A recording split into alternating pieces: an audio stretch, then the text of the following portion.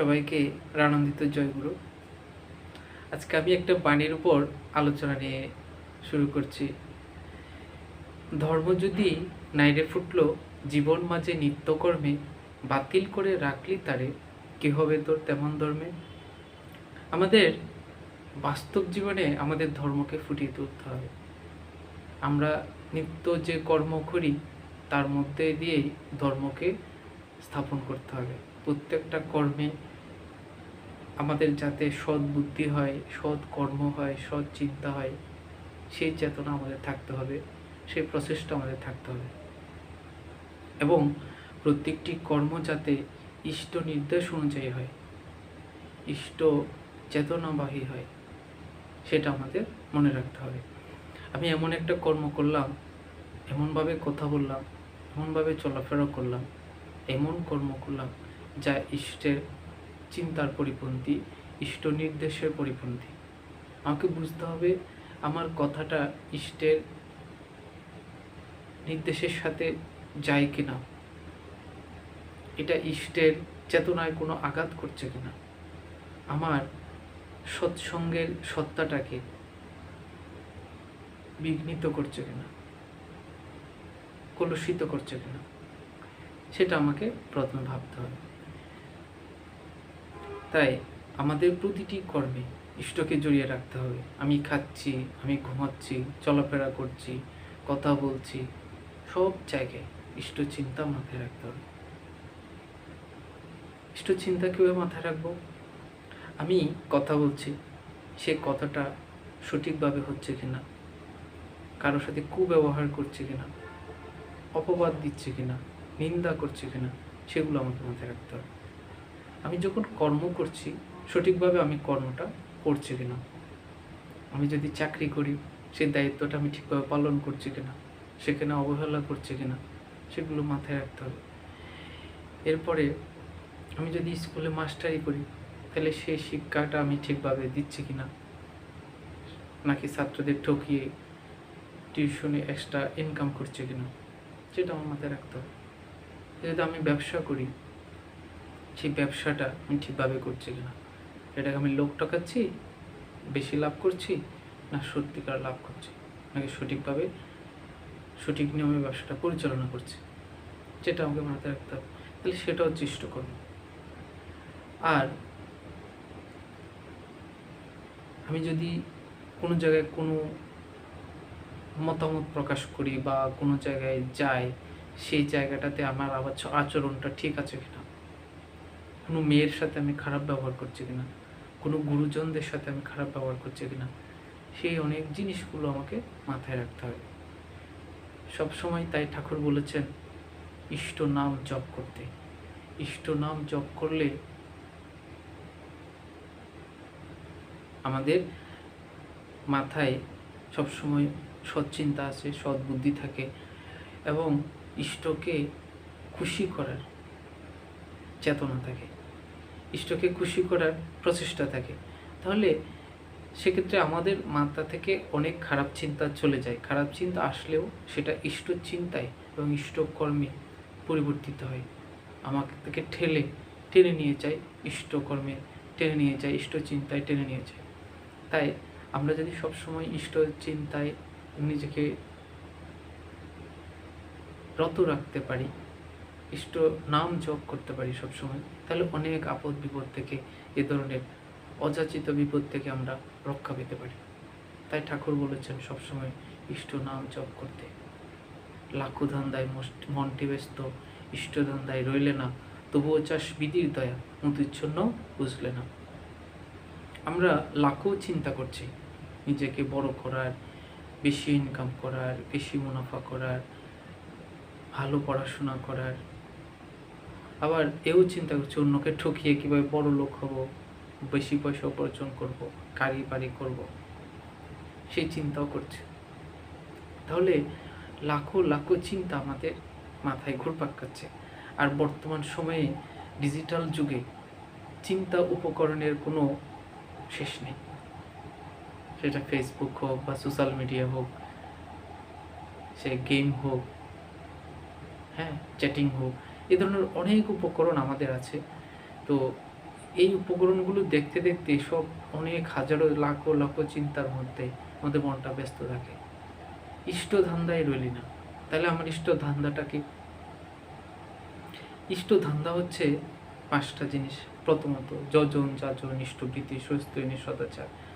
আমি যেখানে যাচ্ছি সেখানে ঠাকুরের যাজনের চিন্তা আছে কিনা আমার মাথায়,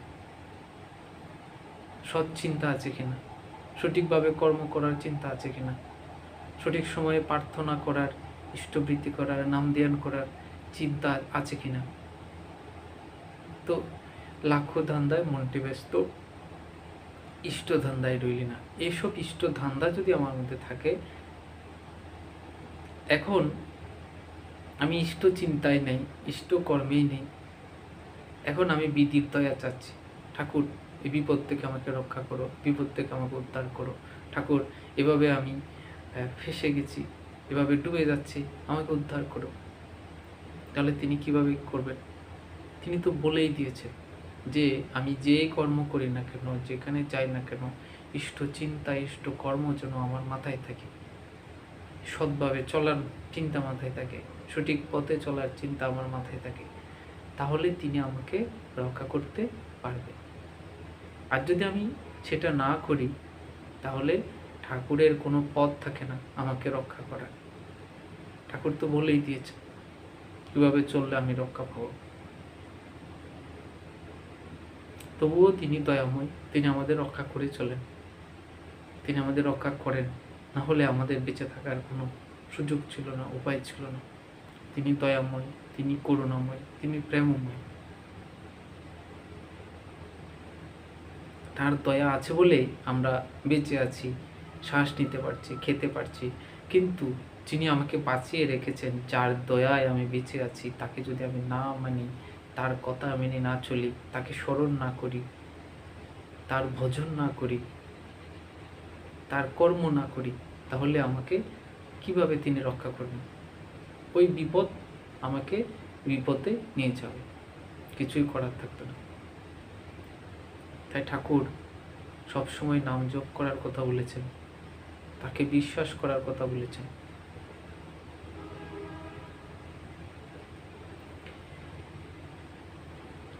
ঠাকুর কর্ম করতে বলেছেন, কর্ম ছাড়া ধর্মের কোনো মূল্য নেই। আপনি সারাদিন নাম জপ করবেন, মালা জপ করবেন, কিন্তু কাজ করবেন না, সেটা হতে পারে না, সেটা কোনো ধর্ম নয়। ঠাকুর বলছেন কর্ম নাই চিন্তা সৎ, পাথর পেছল নরকপথ। আপনি কোনো কর্ম করবেন না, কিন্তু সারাদিন হরি হরি করবেন, কীর্তন করবেন, নাম করবেন, সেটা হবে না। সেই জিনিসটা ঠাকুর আমাদেরকে সাবধান করে দিয়েছে। কর্ম নাই চিন্তা সৎ, পাথর পেছল নরকপথ। আপনি যতই হরি হরি করেন না কেন, কর্ম বাদ দিয়ে, তাহলে জীবনে আপনি দাঁড়াতে পারবেন না। এই ধর্মের কোনো মূল্য নেই।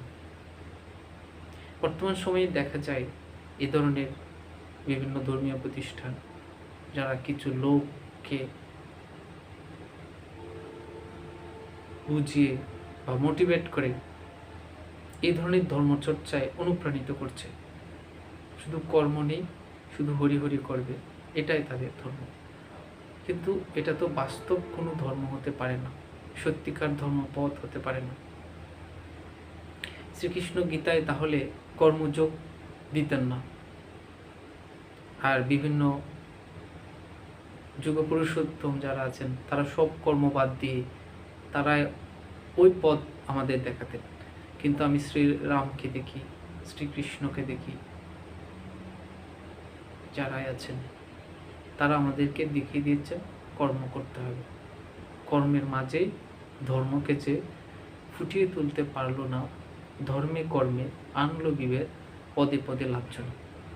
আমি যদি আমার কর্মের মাঝে আমার ধর্মকে ফুটিয়ে তুলতে না পারি, তাহলে আমাকে পদে পদে লাঞ্ছিত হতে হবে। কিভাবে লাঞ্ছিত হতে হবে?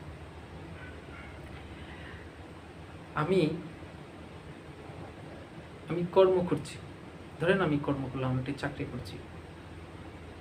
এখন আমার যে ধর্ম, চাকরির যে ধর্ম, সেই ধর্মটাকে যদি আমি স্থাপন করতে না পারি, তাহলে সেখানে আমাকে লাঞ্ছিত হতে হবে। যেমন আমার 9টা 5টা ডিউটি বা 9টা 6টা ডিউটি, এখন সেই যে ডিউটিটা যদি আমি ঠিকভাবে পালন করতে না পারি, তাহলে আমাকে লাঞ্ছিত হতে হবে। আবার আমি কর্ম করছি, কিন্তু আমি ঈশ্বর সাধনা, ঈশ্বর প্রার্থনা, ভগবানের আরাধনা সবই ভুলে গেলাম, তাহলে একসময় আমাকে সেই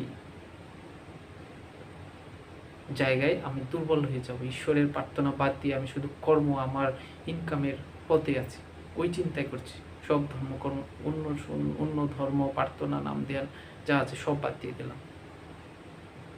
হ্যাঁ, আমার হচ্ছে আমি তো একটা কিছু করছি, এটা আমার ধর্ম মনে হচ্ছে, যে আমি তো ইনকাম করছি, পরিবারকে খাওয়াচ্ছি, সব কিছু করছি। আমাদের এটা হচ্ছে এক পেশে ধর্ম।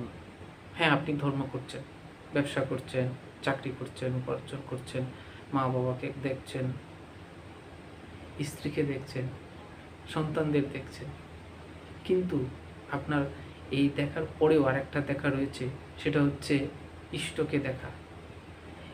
এই কাজের মাঝেও আপনাকে ইষ্ট নাম জপ করতে হবে। তাই কর্ম মাঝে আমাকে ধর্মকেও ফুটিয়ে তুলতে হবে। সেই ধর্ম যেমন আমার চাকরির ধর্ম, ব্যবসার ধর্ম, তেমনি আবার আমার ইষ্ট ধর্ম। ধর্ম কর্মের যে অনুশীলন, দুইটা একসাথে করতে হবে। না হলে আমাদেরকে এমন এক পরিস্থিতির মধ্যে দিয়ে পড়ে যেতে হবে, সে পরিস্থিতি সামলে ওঠার ক্ষমতা থাকবে না। আপনি হয়তো উপার্জন করছেন, আপনার ছেলেকে আপনি টাকা দিয়েছেন, যা চাচ্ছে তাই সাথে সাথে এনে দিচ্ছেন, দামি মোবাইল চাচ্ছে, দামি ড্রেস চাচ্ছে, যা কিছু চাচ্ছে আপনি কিনে দিয়েছেন, কিন্তু আপনিও ধর্মপতি নেই, আপনার ছেলেও ধর্মপতি নেই। সে বারে যায়, মদ খায়, সে অকাম করে, কারণ তাকে তো আপনি ধর্মপথ শেখাননি। কারণ আপনার ছেলেও আপনার কথা শুনছে না, কারণ সে দেখছে তার বাবা এরকম চলে, তাহলে সেও এরকম চলার পথ বেছে নিয়েছে, সে তো আপনার থেকে শিখেছে। এখন আপনার যদি ওই জিনিসটাতে খারাপ লাগে, তাহলে কিছু করার নেই। তাই ঠাকুর আমাদের সাবধান করে দিয়েছে, কর্ম মাঝে ধর্মকে ফুটিয়ে তুলতে হবে, না হলে পদে পদে আমাকে লাঞ্ছিত হতে হবে। ঠাকুর আরেকটা কথা বলেছেন, ভবের গুগু ভক্ত বাগিস, কর্মহারা ধর্মপ্রাণ, আজগুবিতে আস্থা শুধু, জাহান্নামে তাহার স্থান। ভবের গুগু ভক্ত বাগিস, আমরা ভবের প্রাণী, গুগু মানে আমরা একটা ভবে এই পৃথিবীতে বসবাস করছি। ভক্ত বাগিস, আমরা খুব ভক্তি দেখাই, আমরা অনেক ভক্ত। কর্মহারা ধর্মপ্রাণ, আমি খুবই ধার্মিক, কিন্তু আমি কর্ম করি না। প্রতিদিন দিনরাত আমি হরি হরি করি, কিন্তু কোনো কাজ নেই আমার। তাহলে ঠাকুর বলছেন, কর্মহারা ধর্মপ্রাণ, আজগুবিতে আস্থা শুধু। কর্ম ছাড়া বাস্তব জীবনকে বাদ দিয়ে অবাস্তব ধর্মকে আমরা গ্রহণ করছি অনেকে, যার কারণে তাদের স্থান বলেছেন জাহান্নামে। আজগুবিতে আস্থা শুধু, জাহান্নামে তাহার স্থান। তারা নিজেরাও জাহান্নামে যাচ্ছে, আর সাথে যারা তাদের আছে তাদের সাথে তাদেরকেও টেনে জাহান্নামে নিয়ে যাচ্ছে। কর্ম নাই, কিন্তু কর্মহারা ধর্মপ্রাণ। আমি অনেক ধর্ম করছি, কিন্তু আমি কোনো কর্ম করি না, এবং মানুষকেও শেখাচ্ছি সেটা। সারাদিন হরি হরি করো, কোনো কর্ম করতে হবে না। ওই কর্ম হচ্ছে, এটাই শেখানো হচ্ছে যে ওই কর্ম হচ্ছে সকাম কর্ম, শুধু হরি হরি করাই হচ্ছে নিষ্কাম কর্ম। এটা তো সকাম কর্ম নিষ্কাম কর্মের সংজ্ঞা নয়। সকাম কর্ম হচ্ছে যেটার মধ্যে আমার আত্মস্বার্থ আছে, যেটার মধ্যে দিয়ে মানুষ ঠকানো হয়, যেটার মধ্যে দিয়ে মানুষের ক্ষতি হয়, সেটা হচ্ছে সকাম কর্ম। আর নিষ্কাম কর্ম হচ্ছে যেটার মধ্যে দিয়ে মানুষের উপকার করা হয়, মানুষকে সৎ পথে আনা হয়, মানুষের সেবা দেওয়া হয়, সেটা হচ্ছে নিষ্কাম কর্ম। আমি একজনের জন্য, আমার রক্তের সম্পর্কের বাইরে, আমার আত্মীয় পরিজনের বাইরে কোনো এক গুরু ভাই, গুরু বোন, তার জন্য প্রার্থনা করলাম ঠাকুরের কাছে যে ঠাকুর তার এই অসুবিধা হচ্ছে, তাকে একটু দেখো, বা তার সহযোগিতা করলাম আর্থিক দিক দিয়ে বা আমার বুদ্ধি দিয়ে, পরামর্শ দিয়ে, সেটা হচ্ছে নিষ্কাম কর্ম। আর আপনি সকাম কর্ম যেটা বলছেন, আপনার খাওয়া দাওয়া, পড়াশোনা, চাকরি, পরিবার দেখাশোনা, সেটা তো আপনার করতেই হবে, সেটা তো আপনার নৈতিক দায়িত্ব, এবং এটা আপনার মানসিক জগতে, বাস্তব জগতে এটা বাস্তব ধর্ম। এটা আপনি অগ্রাহ্য করবেন কেমন করে? এটা অগ্রাহ্য করার জন্য এই যে চাকরি বাকরি বা ব্যবসা, এইসব পরিশ্রম থেকে নিজেকে রক্ষা করার জন্য আমি যদি সন্ন্যাসী হয়ে বনে চলে যাই, বা সন্ন্যাসী হয়ে কোনো ধর্মীয় প্রতিষ্ঠানে গিয়ে থাকি, কোনো কাজ না করি, হরি হরি করে বলি, তাহলে কি ঠাকুর সে কি আমার প্রকৃত ধর্ম পালন করা হলো? এটা কি বাস্তব ধর্ম হলো? যেই মা আমাকে লালন পালন করে বড় করেছেন, তাহলে যে মায়ের কারণে আমি পৃথিবীতে আসছি, যে বাবার কারণে আমি পৃথিবীতে আসছি, তাদেরও তো আমাকে দেখাশোনা করতে হবে, তাদের প্রতিও আমার দায়িত্ব আছে। আবার আমার বংশধারা রক্ষা করার দায়িত্বও কিন্তু আমার আছে। আমার বংশধারা রক্ষা করতে হবে, তাহলে সেক্ষেত্রে সেজন্য আমার বিয়ে করতে হবে, সংসার করতে হবে। সংসার ধর্মের বাইরে সন্ন্যাসী হয়ে বা কোনো মন্দিরে গিয়ে, মঠে গিয়ে ব্রহ্মচারী হয়ে জীবনযাপন করার কোনো মানে হয় না। এটা বর্তমান যুগ ধর্ম নয়, বর্তমান যুগ ধর্মের সাথে এটা সাংঘর্ষিক। তাই আমাদের বুঝতে হবে, আমরা যেন বিকৃতির পথে চলে বিভ্রান্ত হয়ে না যাই, জীবনকে বিধ্বস্তির পথে নিয়ে না যাই, সঠিক পথে যেন থাকে, সঠিক পথ অনুসরণ করি, সঠিক পথে চলি। বর্তমান যুগ ধর্ম যেটা সংসারী হয়ে ইষ্ট নির্দেশ মেনে সংসারে থেকে ঠাকুরকে ডাকা, ভগবানকে ডাকা, এটাই হচ্ছে প্রকৃত ধর্ম। এটাই আমাদের পালন করতে হবে, লালন করতে হবে এবং মেনে চলতে হবে। ঠাকুর তাই বলেছেন,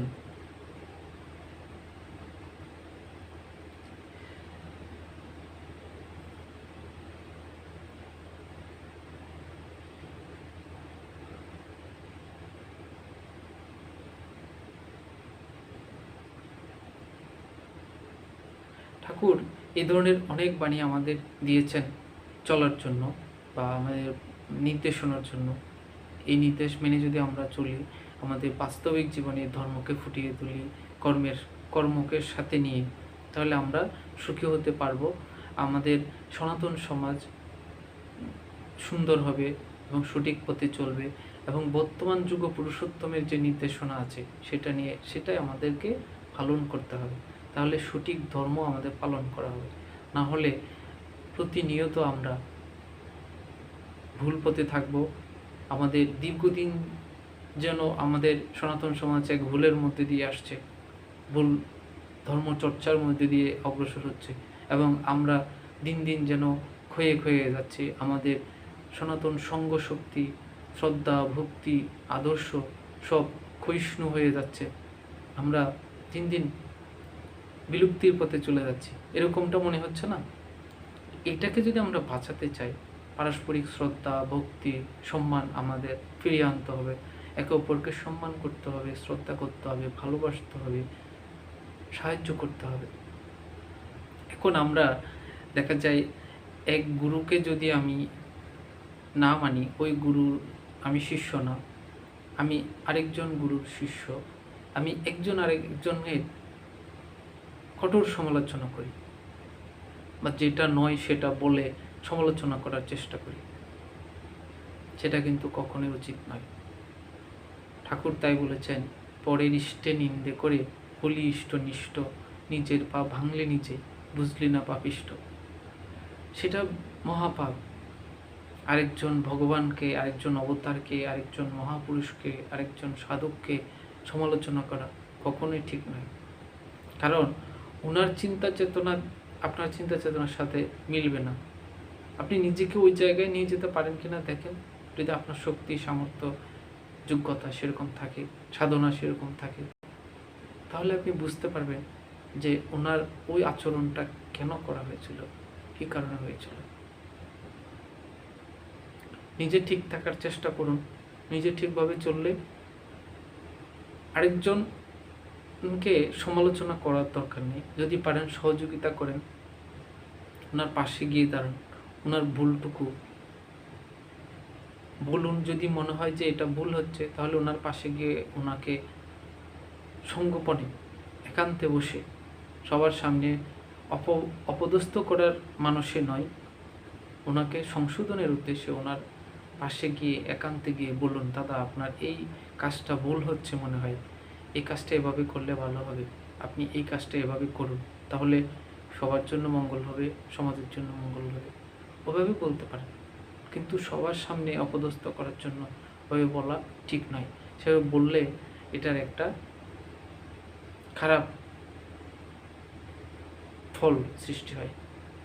কারণ তিনি মনে করেন যে আপনি তাকে অপদস্থ করছেন, তাহলে আরেকদিন তিনিও আপনাকে অপদস্থ করার জন্য একটা পথ খুঁজবেন, বা ওনার যারা অনুসারী আছে, ওনার যারা কাছের মানুষ আছে, তারাও আপনাকে অপদস্থ করার একটা পথ খুঁজবে। তাহলে ঠাকুর তাই কুচিয়ে কিংবা অপদস্থ করে কাউকে শত্রু বানানোর জন্য নিষেধ করেছেন। এখন আমরা যদি ওভাবে শত্রু বাড়াই, তাহলে একসময় দেখা যাবে যে আমাদের আশেপাশের কাছের লোক কেউ থাকবে না, সবাই শত্রু হয়ে গেছে। তাই শুধু শুধু কুচিয়ে বা অপবাদ দিয়ে শত্রুতামে বাড়ার কোনো মানে হয় না। ঠাকুর এসব বিষয়ে আমাদেরকে খুব সাবধান করে দিয়েছেন। তাই চলাফেরায় যাতে কথায়, বার্তায়, চিন্তায়, সব বিষয়ে যাতে ইষ্ট চিন্তা মাথায় থাকে। ইষ্ট মানে মঙ্গল। যে কাজটা মঙ্গল হবে, সৎ হবে, ইষ্ট নির্দেশের সাথে সামঞ্জস্যপূর্ণ হবে, সেটাই আমাদের করতে হবে। সেই চিন্তা আমাদের সবসময় মাথায় রাখতে হবে, ইষ্ট চিন্তা আমাদের মাথায় রাখতে হবে। যেখানেই যাই না কেন ইষ্ট চিন্তা নিয়েই থাকতে হবে, তাহলে আমাদের মঙ্গল হবে। আমরা প্রতিনিয়ত যে বিপদ সৃষ্টি হয়, আমরা যে প্রতিনিয়ত বিধ্বস্তির মধ্যে দিয়ে পড়ে যাই, সেই বিপদ বা বিধ্বস্তি থেকে আমাদের রক্ষা করতে পারে এই আমাদের ইষ্ট চিন্তা, ইষ্টকর্ম, ইষ্ট যাজন। যেখানে যাই না কেন যাজন করতে হবে। কত লোক রয়ে গেছে, কত লোক বিপদে রয়ে গেছে, তাদেরকে ফিরিয়ে আনার জন্য আমাদের যথাসম্ভব সচেষ্ট হতে হবে। সব জায়গায় পৌঁছাতে হবে। চাকরি করি, ব্যবসা করি, যাই করি না কেন ইষ্টকর্ম থেকে যেন নিজেকে বিরত না রাখি, নিজেকে যেন পিছিয়ে না যাই, ওই চিন্তা সব সময় মাথায় রাখতে হবে। ইষ্টকর্ম, ইষ্ট চেতনা, ইষ্ট ধ্যান, ইষ্ট প্রচার, এগুলো যেন মাথায় থাকে। যাই করি না কেন, আমি রান্না করি, আমি চাকরি করি, ব্যবসা করি, যাই করি না কেন সেই চিন্তা যেন মাথায় থাকে। তাহলে ইষ্টের প্রচার হবে, ইষ্টের মঙ্গল আশীর্বাদ আপনার উপর থাকবে। ঠাকুর বলেছেন, ওই যজন যাজন ইষ্টবৃত্তি করলে কাটে মহাবীতি। এগুলো আমাদেরকে মাথায় রাখতে হবে। যজন যাজন যাতে করা যায়, যত বেশি করা যায় তাতেই মঙ্গল। কারণ পৃথিবীতে আমরা এখনো সেই সত্য নাম, সত্য প্রচার সেভাবে করতে পারিনি। অনেক লোক, অনেক দেশ, অনেক গ্রাম, কত জায়গায় কোনো বাকি রয়ে গেছে। কতভাবে আমাদের চেষ্টা করতে হবে। প্রতিনিয়ত যাজনের আমাদের কৌশলগুলো আয়ত্ত করতে হবে, মানুষের দ্বারে দ্বারে পৌঁছানোর প্রচেষ্টা করতে হবে, না হলে তো আমরা পিছিয়ে যাব। আমাদের জীবনের সময়টা কতটুকু, বয়স কতটুকু, খাওয়া দাওয়া, প্রার্থনা, নাম ধ্যান এবং আরও আনুষঙ্গিক কাজ, চাকরি বাকরি, ব্যবসা, এগুলো করতে গিয়ে তো আমাদের জীবনে অনেক সময় চলে যাচ্ছে। কিন্তু ঠাকুরের জন্য কাজ করার সময়টা কই, সেটুকু বের করে প্রতিনিয়ত যাতে করা যায় সেই চিন্তা করতে হবে, সেই চেতনা থাকতে হবে, সেই উদ্বেগ থাকতে হবে, সেই প্রেরণা থাকতে হবে। একজন আপনি করবেন আর 10 জনকে প্রেরণা দিয়ে যাবেন, সেটা আপনাকে করতে হবে, যাতে অন্যরাও করে, অন্যরাও যাতে যায়, অন্যরাও যাতে এই কাজগুলো প্রতিনিয়ত করে। যাজন প্রতিনিয়তই করতে হবে, যেভাবেই পারি, যেভাবেই সম্ভব। দরকার হলে নিজেকে নিজে করেন যাজন, করতে করতে কিন্তু আপনার সেই চেতনা থাকবে, সেই প্রেরণা থাকবে, যাজন আপনার নেশা হয়ে উঠবে। যাজন আপনাকে করতেই হবে। যত বেশি যাজন করতে পারেন তত বেশি মঙ্গল। ঠাকুর বলেছেন, গুরুমুখেই জীবের প্রকৃত উদ্ধার করতে হবে। গুরুমুখ হওয়ার চেষ্টা করতে হবে। গুরুমুখ মানে ঠাকুর যা হতে বলেছেন সেভাবে হওয়া, সেভাবে প্রচার করা। আর এভাবে প্রচার করতে গেলে জীবের কাছে, বিভিন্ন সম্প্রদায়ের কাছে, বিভিন্ন মানুষের কাছে ঠাকুরের এই বার্তা পৌঁছাবে, এই সত্য নামের বার্তা পৌঁছাবে, এবং তারাও উদ্ধারের পথ পাবে, তারাও সঠিক পথে আসতে পারবে। তাই আমাদের যাজনের বিষয়টা জোর দিতে হবে। ইষ্টকর্ম সবসময় যাতে হয়, ইষ্ট চিন্তা যাতে মাথায় থাকে সেটা চেষ্টা করতে হবে। সবসময় নাম জপ করতে হবে, ঠাকুরের উপর বিশ্বাস রাখতে হবে। যজন যাজন ইষ্টপ্রীতি ঠিক সময়ে এগুলো করতে হবে, তাহলে আমরা মঙ্গলের পথে থাকতে পারি। এই সত্য নাম প্রচার করতে হবে যত বেশি পারা যায়, যতভাবে পারা যায়। সত্য নাম প্রচারের কোনো নির্দিষ্ট পদ্ধতি নেই, যতভাবে পারা যায়। আপনি গানের মাধ্যমে পারেন, আলোচনার মাধ্যমে পারেন, কাউকে চা খাইয়ে পারেন, কাউকে সহযোগিতা করে পারেন, কাউকে জ্ঞানের মাধ্যমে পারেন, কাউকে সঙ্গ দিয়ে পারেন, যেভাবেই পারেন সেটা করতে হবে। যাজনের কোনো বিকল্প নেই। যত বেশি পারেন যাজন করেন, এটাই পৃথিবীতে মঙ্গল। এবং শুধু এক দেশে, এক গ্রামে নয়, যত বেশি দেশে, যত বেশি পর্যায়ে এটা করা যায় ততই মঙ্গল। আপনার এলাকায় যে স্কুল আছে, যে কলেজ আছে, ইউনিভার্সিটি আছে, সেখানে যে স্টুডেন্টরা আছে সেখানেও যাচন করতে পারেন। আপনার যে মা বোনেরা বাড়িতে থাকে তাদেরকে ঠাকুরের বই দিয়ে, ঠাকুরের বাণী দিয়ে, তাদেরকে বুঝিয়ে, তাদের সাথে কথা বলে যাচন করতে পারেন। আপনি গাড়িতে যাচ্ছেন, পাশে ভদ্রলোক যিনি আছেন তাকে যাচন করতে পারেন। আপনার এলাকায় কামার, কুমোর,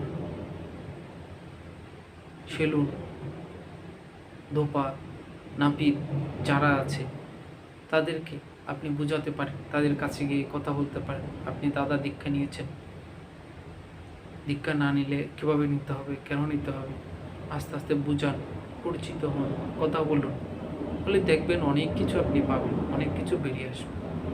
তার সাথে কথা বলুন, তারা আপনার সাথে আন্তরিকভাবে কথা বলুন। তাদের আন্তরিকতা দেখে আপনি নিজেই মুগ্ধ হয়ে যাবেন। খুব দরকার, এসব করুন।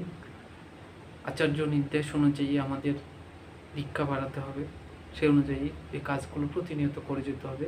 এর কোনো বিকল্প নেই, এটাই মূল ইষ্টকর্ম। আজকে এ পর্যন্তই। সবাইকে প্রাণান্বিত জয়গুরু জানিয়ে এখানেই শেষ করছি। জয় গুরু।